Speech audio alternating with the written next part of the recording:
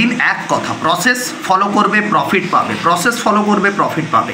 As it is যেরকম ছিল আজকের দিনেরও মার্কেট দেখো, 3টে পজিশন ছিল আমার নিফটিতে, ব্যাঙ্ক নিফটিতে। সকালবেলা পুটের দিকে নিয়েছিলাম, পুটের দিকে কি মার্কেট নিচের দিকে জায়গা কম ছিল, তো ওই জন্য সামান্য ছোট প্রফিট পেয়েছিলাম, ছোট কোয়ান্টিটি লাগিয়েছিলাম। বাট উপরের দিকে যাবে যখন, মার্কেটকে বড় প্রফিট চাইতে হলে মার্কেটকে কাউকে ফাঁসাতে হবে, right? This is call the trap, trap from the Jones. তো কোথা থেকে জোন থেকে ট্র্যাপ হলো সেই লজিকগুলো দেখে নেবো। এক্স্যাক্টলি যদি বলি, মার্কেট তার এই নিচের যে লোয়ার জোনটা দেখতে পাচ্ছ, এই লোয়ার জোন আমি স্টুডেন্টসদেরকে আইডেন্টিফাই করিয়ে দিয়ে দিয়েছিলাম, ব্রোকেন, রাইট? এই জোনটাকে ব্রোক করে, রাইট?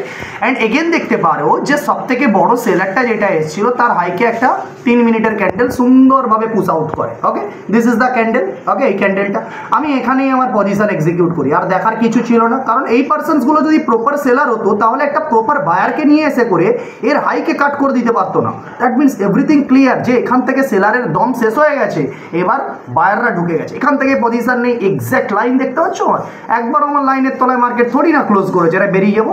প্রপার এসএল এর সাথে ট্রেড হোল্ড করি, অ্যান্ড লুক এট দিস, আমার যে এসএল ছিল এই জায়গার কাছ থেকে আমি আরও কোয়ান্টিটি পেয়েছি।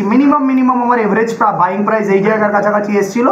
This point to now I am getting 177 point. As it is নিফটির ক্ষেত্রেও ট্র্যাপ সেট আপে ট্রেড করেছি। এখানে দেখতে পাচ্ছ নিফটির ট্রেড এই যে 1200 নিফটিতে খুব ছোট কোয়ান্টিটি রেখেছিলাম, রাইট? তো নিফটিতেও দেখিয়ে দিই, Nifty this is the candle, right? এই সেই ক্যান্ডেল যে ক্যান্ডেলে আমি নিফটিতে ট্রেড নিয়েছিলাম, এই ক্যান্ডেলে, রাইট? এখান থেকে দেখতে পাচ্ছ 1:1 প্লাস ট্রেড আমিও নিফটিতে পেয়ে গেছি। এই জন্যই সবসময় বলছি কি, যে তুমি প্রসেস যখন ফলো করবে, নিফটিতে মাত্র 20-22 পয়েন্টের এসএলে আমি পেয়ে গেছি 43 পয়েন্টের কাছাকাছি, রাইট?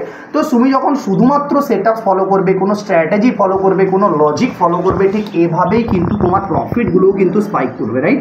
এবারে যদি বলো যে কতটা পয়েন্ট আমি কভার করতে পারছি অপশানের মধ্যে, এক্স্যাক্টলি যদি তোমাদেরকে দেখাই এখান থেকে, তাহলে ইজিলি দেখতে পাবে আমার buying price near to near ওই 500-র কাছাকাছি, 520-22-এর কাছাকাছি, আর 520-22 থেকে মার্কেট হাই লাগিয়ে দিয়েছে এখান থেকে 562, রাইট? তো নিয়ার টু নিয়ার 52 পয়েন্টসের মতন আমি এখানে কভার আপ করতে পারছি, আন্ডারস্টুড?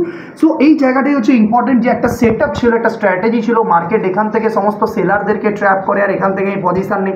পুট সাইডের পজিশনে এতটা কনফিডেন্ট এই কারণে ছিলাম না, মার্কেটের কাছে জায়গা কম ছিল, রাইট? মার্কেট নিচের দিকে তো আসছিল, বাট লজিক্যালি প্রপার কোনো স্পেস ছিল না, যে স্পেসের উপরে ডিপেন্ড করে আমি আমার একটা ট্রেডকে এক্সিকিউট করব, যে হ্যাঁ আমার গাড়ি চলার মতন সুন্দর জায়গা খালি আছে, আমি এক্সিলারেটর সলিডভাবে দাবিয়ে ভালো কোয়ান্টিটি পুশ করে ট্রেড করতে পারবো। That is the important. যেখানে আমার গাড়ি চলার জায়গা কম, সেখানে আমি কম কোয়ান্টিটি নেবো, রাইট? আর যেখানে আমার গাড়ি চলার জায়গা ভালো আছে, সেখানে আমি প্রপার কোয়ান্টিটিতে ট্রেড করবো, understood? So this is the important rule, যে প্রসেস ফলো করতে হবে, একটা স্ট্র্যাটেজি ফলো করতে হবে, একটা লজিক ফলো করতে হবে। এগেইন যদি বলি মার্কেটের রিভার্সালের ওপরে আমি কেন এতটা কনফিডেন্ট ছিলাম, দ্যাট ইজ সকাল থেকে মার্কেট নিচে পড়ছিল, বাট ইন্ডিয়া উইক্স ডাউন ছিল। সো ইন্ডিয়া উইক্স যখন ডাউন থাকে তখন মার্কেটে রিভার্সাল আসার চান্সেস থাকে, আন্ডারস্টুড?